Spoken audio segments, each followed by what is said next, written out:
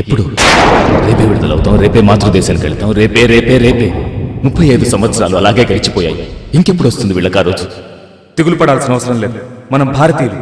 మన వెనుక 53 కోట్ల మంది భారతీయులు ఉన్నారు.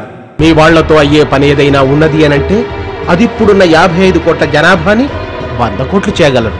కానీ మీ 54 మందికి మాత్రం పునర్జన్మనివ్వలేదు. మీ గత చరిత్రను అప్పుడే మర్చిపోయారా? हमने तुम पर कई 100 साल की हुकूमत की है और करेंगे. మీరంతా ప్రపంచానికి ఉమ్మడి సొత్తు. तुम्हारी पार्लियामेंट की एक ईंट बजा देंगे.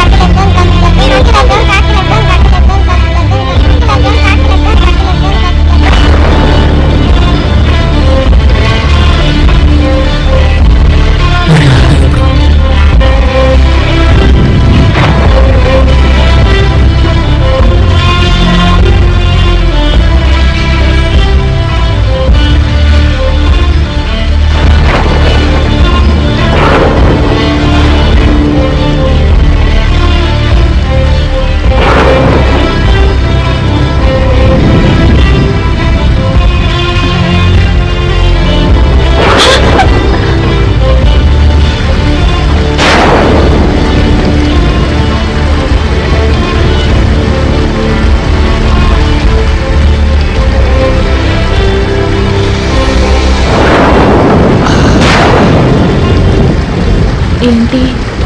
నీవు నీ మల్లెపూల వాసన వానలో మళ్ళీ తడిసి రావాలనిపిస్తుంది. అబ్బా ఆశ. అయినా బానంటే నీకు చిరాకు కదా?